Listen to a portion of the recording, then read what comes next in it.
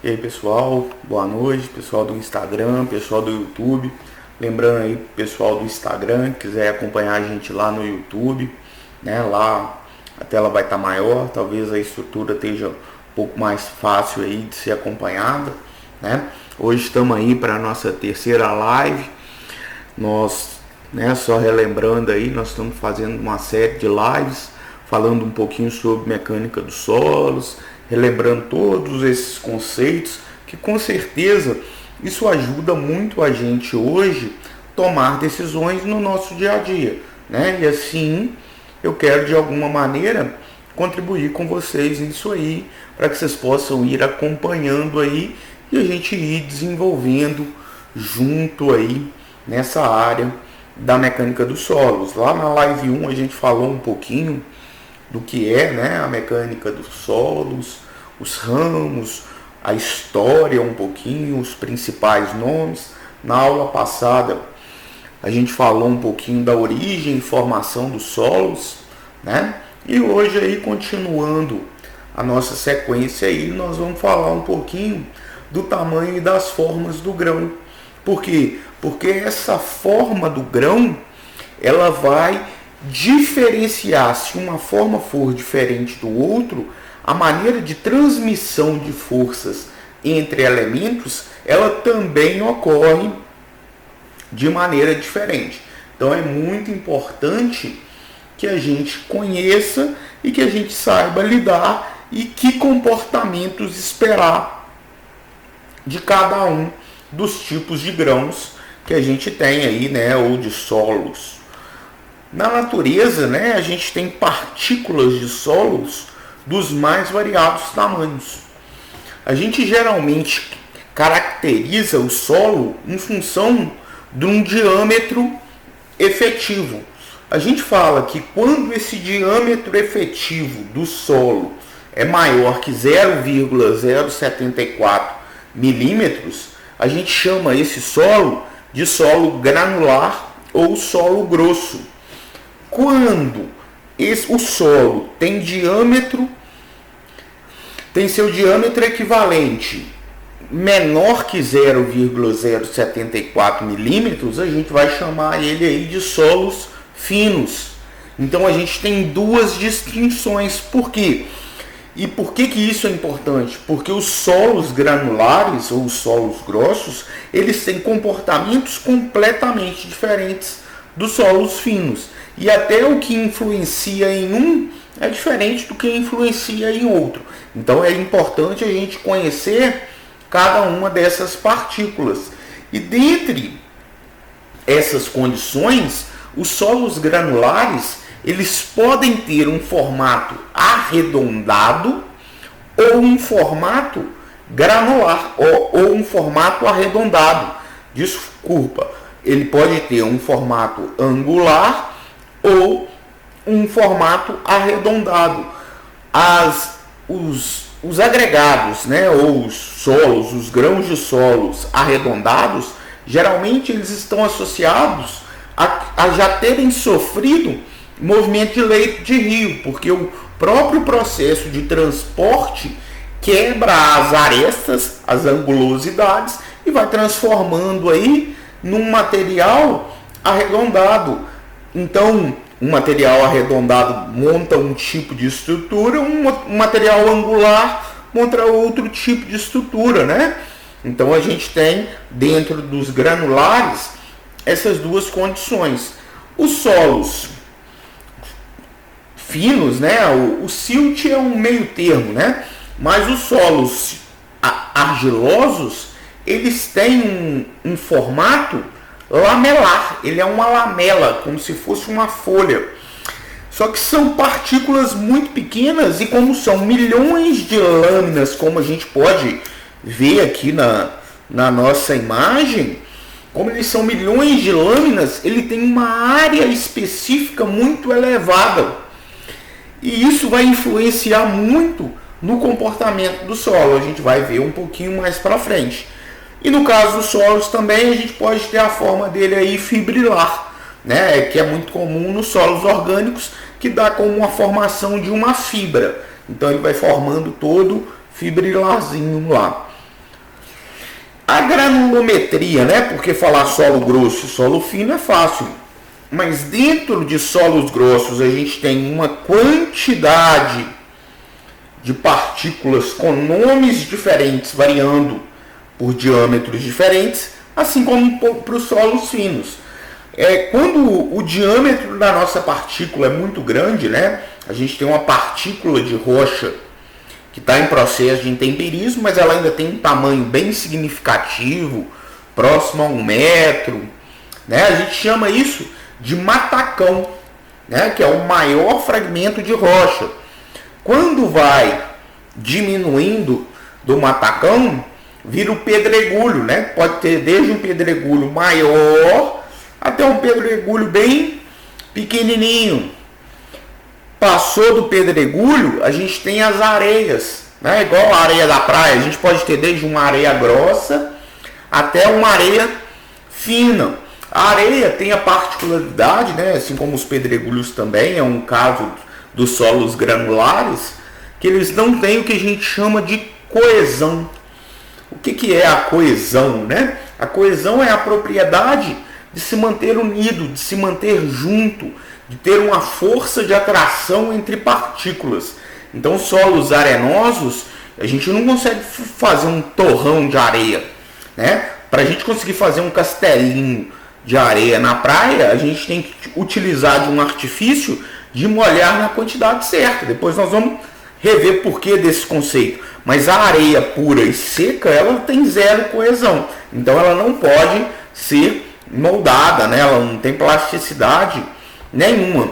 Já o silt é um material mais fino que a areia, porém mais grosso que a argila, e ele apresenta alguma plasticidade, porém uma plasticidade pequena, né? Quando a gente pega um solo siltoso úmido e a gente tenta fazer o rolinho com ele, ele faz vários rolinhos, né? Se a gente tentar fazer uma cobrinha, ele vai meio que esfarinhando, montando aquele monte de cobrinha pequena, mas não fica aquela coisa bonita como ficaria no caso de uma argila. Se a gente pega a argila tem a propriedade muito importante, que ela é muito coesiva, muito unida, e ela tem o parâmetro que a gente chama de plasticidade, que é justamente uma propriedade que permite que ela seja moldada sem que ela sofra ruptura. Então, por isso que a argila é utilizada nos processos de execução, né? A pessoa vai fazer um vaso cerâmico, por isso que ela é de argila, porque quando ela está úmida, ela é moldada. Depois que ela vai para o forno, que ela seca, ela tem uma alta resistência, mas ela já não é mais moldável.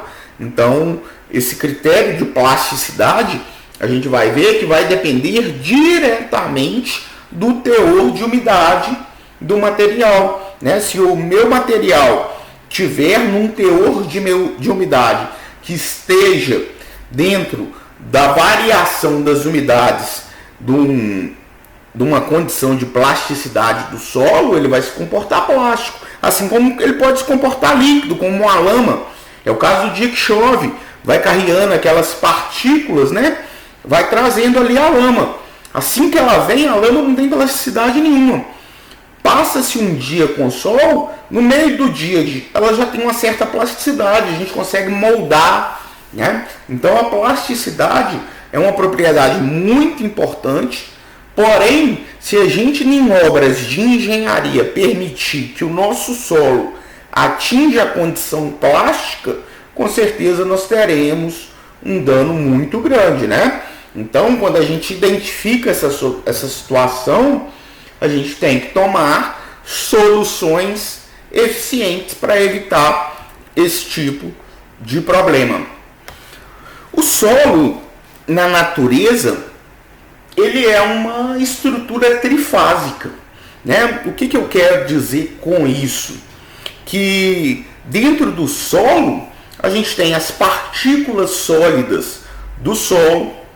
Essas partículas sólidas, quando elas se arranjam, há entre elas vazios, porque a ligação, o contato nunca é perfeito. Sempre vão haver vazios e esses vazios podem ou não estar preenchidos por água. Então a gente vai ter material sólido, a gente vai ter material líquido, que é os vazios que podem estar, que é a água que pode estar nos vazios do solo, e a gente ainda pode ter os gases que estão no vazio do solo. Essa fração sólida do solo, geralmente ela é composta por materiais orgânicos e inorgânicos, e na grande maioria materiais inorgânicos. E esses materiais inorgânicos, eles são formados por minerais, né, que são estruturas que são formadas montando os grãos de solo. Esses minerais, então, eles têm composições químicas diferentes, e como ele tem composições químicas diferentes, ele vai ter, logicamente, propriedades diferentes, e ele tem uma série de classificação com possíveis comportamentos. Talvez para a gente, na geotecnia, isso não seja tão eficiente, só aquilo que está relacionado realmente ao solo. E os principais minerais que a gente encontra aí no solo da Terra são compostos por esses elementos químicos.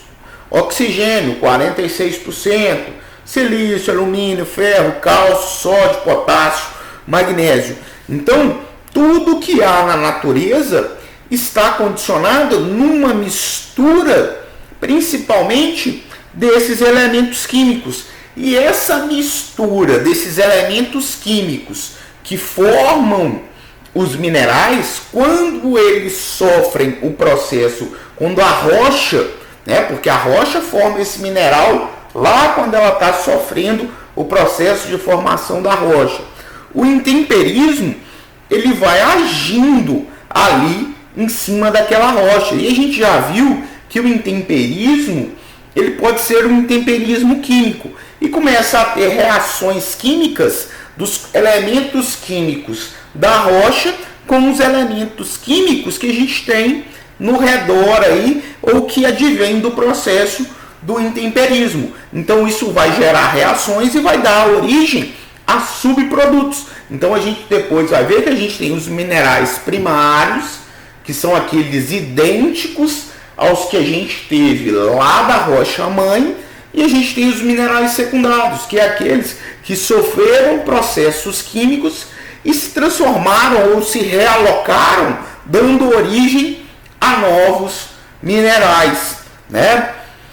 Então, no caso dos minerais primários, a gente tem ele diretamente criado em rochas ígneas ou metamórfica, e um exemplo muito claro que a gente tem na natureza de mineral primário é o feldspato, né? Muito constante nos nossos solos. Já o caso dos minerais secundários, né? Eles são formados pela composição dos minerais primários ou pela recomposição ou relocação com a reação química de outros minerais ou de outros elementos químicos. E à medida que esses minerais vão sofrendo processos e reações químicas, eles vão dar origem ao que a gente chama de minerais argílicos. Os minerais argílicos são aqueles que controlam o comportamento das argilas. E quando a gente fala de uma fundação apoiada em areia, a gente tem uma grande vantagem, porque quando ela é apoiada numa areia, toda a deformação, né, toda a deformação do solo, essa compressão do solo, ela vai ocorrer praticamente de maneira imediata. Já quando a gente está tratando com argilas, esse recalque, né, essa deformação, ela pode levar muitos anos, até centenas de anos, para acontecer, né? Isso influencia no comportamento da nossa estrutura. Então, os minerais argílicos que vão condicionar o comportamento das argilas, né? E a maioria desses minerais argílicos, ele tem algumas estruturas básicas que a gente vai falar. Então, esses minerais primários da natureza que vêm lá das rochas, eles têm uma estrutura, um arranjo de íons bem ordenado e repetido, né? No caso das rochas, um dos principais minerais que a gente tem lá são os silicatos. E esses silicatos, geralmente, eles são formados por unidades tetraédricas. Em muitos casos, esse é silicato, então eles são formados de silício. Então ele está condicionado a 4 íons de oxigênio ligados, deixado ao centro aí um íon de silício. Aí a forma tridimensional, e na forma bidimensional a gente simboliza ele aqui como um trapézio. Então ele é um tipo de mineral primário. Outro material primário que a gente tem é o octaedro de alumínio. Ele é um íon de alumínio que também pode ser um íon de magnésio, circundado por íons de oxigênio, por 6 íons de oxigênio. Então, como esse formato estrutural tem 8 lados, ele foi condicionado como um octaedro, e na vista 2D ele é simbolizado por um retângulo. Então a gente viu cada mineral separado, só que esses minerais, eles atuam em conjunto. Então na natureza, nos nossos solos, é muito comum a gente achar lâminas de tetraedros ou lâminas de octaedros. O que é isso? São várias unidades, no caso das tetraédricas, né? Várias unidades tetraédricas se ligadas todas no mesmo plano, que depois vão dar origem, que é tudo um processo, né, de um conjunto, de uma rede cristalina. Então a lâmina já é a formação dessa rede. A gente pode ter as lâminas de silicato também, que são conjuntos interligados de séries octaédricas e tetraédricas ligadas horizontalmente ou verticalmente. Então são várias lâminas interligadas em conjuntos. Assim como a gente pode ter a lâmina de hidróxido de alumínio, quando a gente condiciona, ao invés do silício, o alumínio, essa estrutura, a montagem dela é um pouco diferente e ela toma um nome específico de dioctaedra. Então, ela é condicionada a uma lâmina de hidróxido de alumínio. Quando a gente tem lâminas de hidróxido de magnésio, a gente chama essa estrutura de trioctaédrica. Então, ela é formada por uma condição de várias estruturas, ou tetraédricas ou octaédricas, nesse caso mais comum, octaédricas de magnésio. Então, no solo, isso é condicionado numa situação, né? Porque nas rochas a gente tem vários desses minerais, todos interligados. E a formação e alternância desses minerais dá origem ao que a gente chamou aí de mineral argila, que é aquilo que vai controlar o comportamento das argilas, principalmente a sua condição de trabalho quando temos presente a água. No caso das argilas, né, elas são processo final, porque ela é a menor partícula existente, então ela é o processo final dos vários processos de decomposição que ocorreram das rochas. Então ela ainda tem minerais ali que podem ser primários ou secundários, mas que tiveram origem lá e já passaram por um longo processo de intemperismo. Geralmente as argilas são formadas por silicatos de alumínio, silicatos de magnésio, ferro e outros minerais. Nessa condição, esses minerais argílicos, como a gente diz, eles são dispostos em lâminas. E como essas lâminas que a gente disse lá, de octaédrica, tetraédrica, quando o formato como essas lâminas são montadas, vão dar origem a vários argilominerais. Os principais que a gente tem aí são as caulinitas, as montemorilonitas e as elitas. As outras são muito parecidas com essas, podendo em muitos casos ser até confundidas com essa, por ter propriedades tão parecidas. Então essas são as três principais que a gente tem na natureza. A caulinita, ela está condicionada a ter uma lâmina tetraédrica. Se vocês lembrarem aí, na representação 2D aí, ela era um trapézio, né? Então a gente tem um trapézio, que é uma lâmina tetraédrica, associada a uma lâmina octaédrica. Essa ligação de uma lâmina tetraédrica numa lâmina octaédrica é uma ligação muito forte. Então, a argila que tem como seu mineral argílico a caulinita, ela é uma argila muito estável na água. A água não vai gerar ou expansão ou retração desse material. A gente chama ele de material tipo 1,1. Então, ele é um material altamente estável, associando uma lâmina tetraédrica com uma lâmina octaédrica. E aí vai se formando a cadeia de lâminas que vai dar origem aí a esse argilo mineral. O outro que a gente tem é a montemorilonita. No caso da montemorilonita, a gente tem uma lâmina octaédrica ligada a duas lâminas tetraédricas e um ponto de ligação entre unidade tetraédrica com tetraédrica. E essa ligação de unidades iguais, de lâminas iguais, nesse caso se torna uma ligação fraca.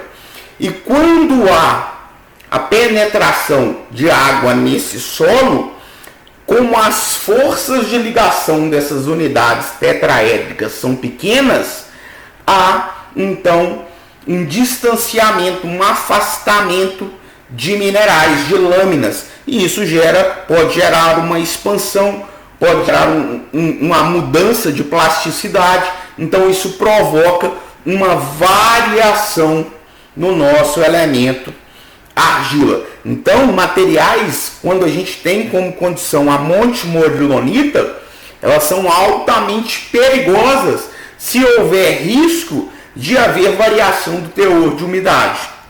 No caso das ilitas, elas têm a mesma estrutura das montemorilonitas, né?